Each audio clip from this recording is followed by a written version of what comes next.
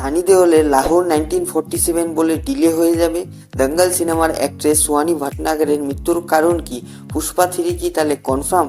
আজকে এই ধরনেরই প্রশ্নের উত্তর দিব আপনাদের এই ভিডিওর মাধ্যমে। চলো বেশি কথা না বলে ভিডিওটি শুরু করা যাক।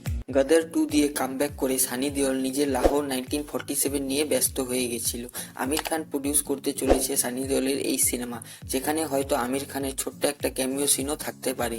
এই লাহোর 1947 সিনেমায় সানি দেওলের বিপরীতে অভিমন্যু সিংকে দেখা যাবে, যাকে এর আগে আমরা 2021 সালে অক্ষয় কুমারের সূর্যবংশী সিনেমায় ভিলেন হিসাবে দেখেছি। তাছাড়া প্রীতি জিন্টা, মোনা সিং এবং শবনা আজমিকে দেখতে পাবো মুভিতে।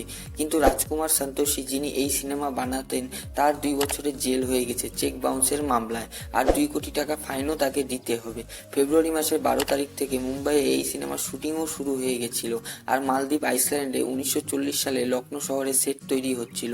এখনকার খবর দেখে যা মনে হচ্ছে, লাহোর 1947 সিনেমা 2 বছরের জন্য ডিলে হয়ে যাবে।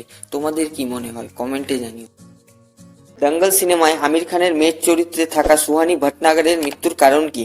নিতেশ তিওয়ারি 2016 সালের বলিউডে সবচেয়ে বেশি কামাই করা সিনেমা দঙ্গল, যেখানে আমিরের ছোট্ট মেয়ে, যার সিনেমার নাম ববিতা কুমারী, যাকে 11,000 মেয়ের অডিশন থেকে বাছাই করে নিয়েছিল মুকেশ ছাবরার কাস্টিং এজেন্সি। গত শুক্রবার এইমসে মৃত্যু হয়েছে সোহানীর। 7ই ফেব্রুয়ারি হাসপাতালে ভর্তি হয় সোহানী, আর 16 তারিখে তার মৃত্যু হয়। কয়েকদিন আগেই নাকি সোহানী পা ভেঙে যাওয়ার ফলে হসপিটালে ভর্তি হয়। তার জন্য বেশ কিছু ওষুধও খায় সোহানী। ওষুধের বিপরীত প্রতিক্রিয়ায় সোহানীর শরীরে তরল পদার্থ জমা শুরু করে। চিকিৎসার গাফিলতির জন্য 19 বছরের সোহানীকে প্রাণ হারাতে হয়। কিন্তু সোহানীর বাড়ির লোক এখন পর্যন্ত কোনো কিছুর খোলাসা করে নাই এবং কোনো রকমের কেসও ফাইল করে নাই। আল্লু অর্জুন পুষ্পা 3 নিয়ে কি বলেছেন? পুষ্পার মেকাররা আবার আমাদের কনফার্ম রিলিজ ডেটের পোস্টার ছেড়ে ফেলেছে ইন্টারনেটের মধ্যে, 15ই আগস্ট 2024। আর পুষ্পা 2 দি রুলের কাহিনীর নতুন একটা স্টোরি লাইন আমাদের দেখানো হবে, একটা ডার্ক সাইড দেখানো হবে পুষ্পা ভাইয়ের। আর ফাহাদ ফ্যাসিলের খতরনাক অ্যাক্টিংও থাকবে এই সিনেমার মধ্যে। কিন্তু তাছাড়াও আরও অন্যান্য ভিলেন থাকবে এই সিনেমায়।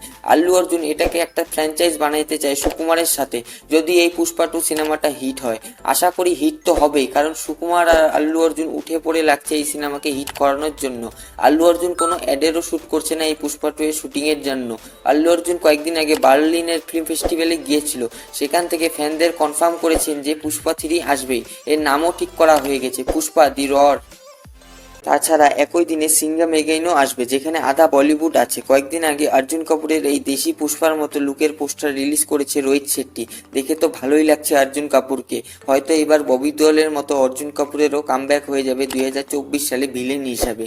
এই একই দিনে আমরা দেশি পুষ্পা আর আমাদের পুষ্পা ভাউকে দেখতে পাবো।